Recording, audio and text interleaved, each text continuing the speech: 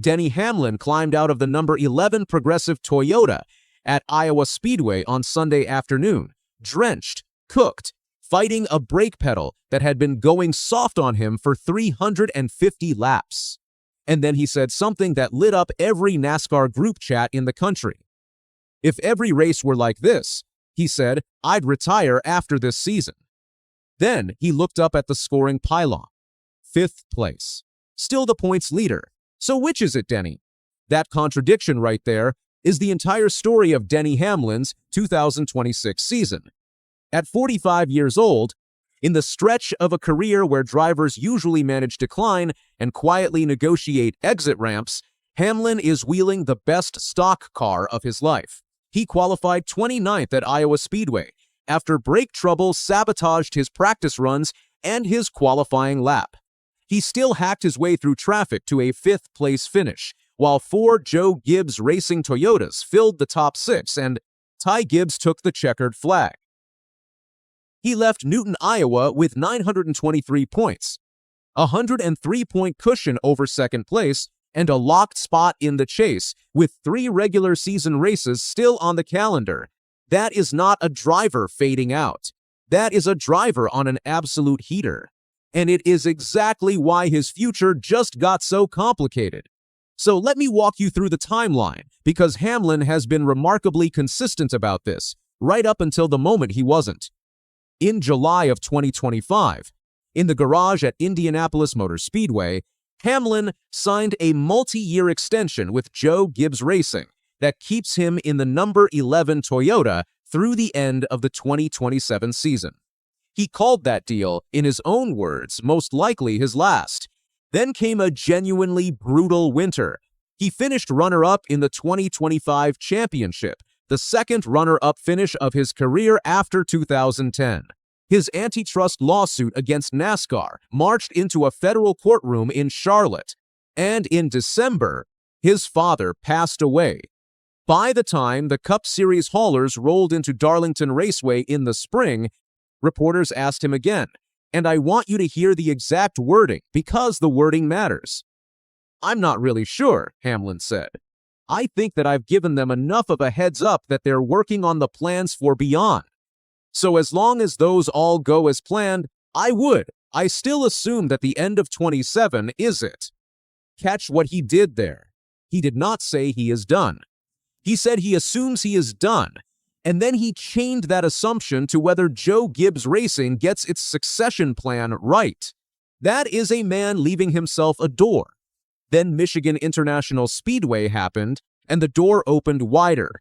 Hamlin won at Michigan in June, his 63rd career Cup victory, tying the late Kyle Busch for 9th on the all-time wins list. Dale Earnhardt Jr. pressed him on the Prime Video post-race show.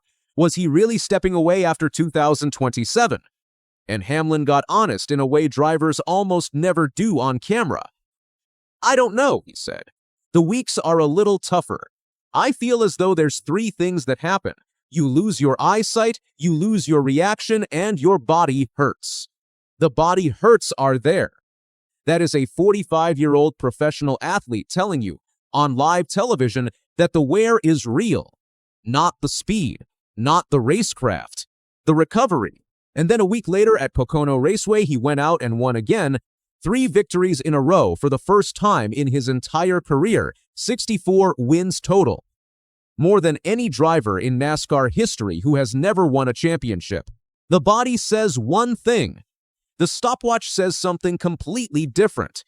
Now here is where Joe Gibbs Racing complicates it even further, because they are not sitting around waiting for Hamlin to make up his mind.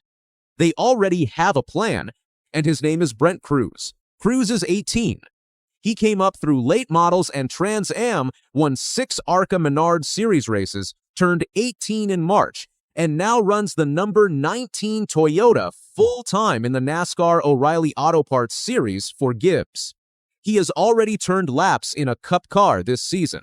And in that same Michigan interview, Hamlin said the quiet part into a microphone. "I don't want to leave them in flux," he said. "They've got a great driver in Brent Cruz that's going to be ready more than likely by the end of next year." So the veteran points leader just publicly named his own replacement. In this sport, that is about as close to a retirement announcement as you get without a press conference and a farewell tour paint scheme. If you are following Silly Season this closely, subscribe because I break down every contract, charter, and driver move in this garage as it happens.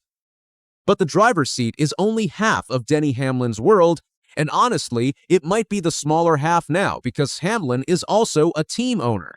He co-founded 23XI Racing with Michael Jordan back in 2021, and in December of 2025, on the 9th day of a federal antitrust trial in Charlotte, 23XI and Front Row Motorsports settled with NASCAR. Their charters came back for the 2026 season, and the sport agreed to move toward permanent charters. Hamlin posted afterward that standing up is not easy, but progress never comes from staying silent, and the reward is knowing you changed something. Watch what happened to the money after that. Industry executives told Sports Business Journal that charter values roughly doubled once they became evergreen. Legacy Motor Club had already reset the market by buying one from Rick Ware Racing for $45 million. Team executives now expect the next valuation to clear $50 million. Michael Jordan has said he put $35 to $40 million into 23XI. Hamlin fought that entire case with his own name on the filing, and he came out the other side holding 3 appreciating assets in a sport that finally has franchise-style equity. He also locked down Tyler Reddick on a contract extension this season, and 23XI is running at its charter limit with 3 full-time cars, Reddick in the 45, Bubba Wallace in the 23, Riley Herbst in the 35. That team went from a single-car startup in 2021 to a Championship 4 organization in 4 years, and Hamlin ran the whole build while driving full-time for a rival Toyota shop. That is a workload almost nobody in this garage has carried. So think about what that actually means. The number 11 seat pays Hamlin a salary. The 23XI stake pays him forever. He does not need the helmet to stay in this sport, and every single thing he fought for in that courtroom made the ownership side more valuable than the driving side, which brings us to the part nobody wants to say out loud. Hamlin has never won a Cup Series championship. 64 wins, 3 Daytona 500s, 2 runner-up finishes, and no title. He said on his Actions Detrimental podcast back in March that he expects to land at 67 career wins before he steps away. He is 3 away. He is leading the standings by 100 points. He is heading into a revived chase format as the likely top seed. If Denny Hamlin finally wins that championship this November, does he really run a full 2027 season chasing something he already has? And if he loses again, does he really walk away with the trophy case still incomplete? Both outcomes push in opposite directions, and that is precisely why nothing about this is settled. At Indianapolis in late July, Hamlin sounded like a man who has stopped answering the question entirely. I've just been so focused on the week-to-week that I haven't really thought too much about the future, he said. And obviously, Gibbs Racing has got good plans set in place for that. So here is where it actually stands tonight. The contract runs through 2027. The successor is already in a Toyota. The team is already planning. The ownership stake is worth more than it has ever been.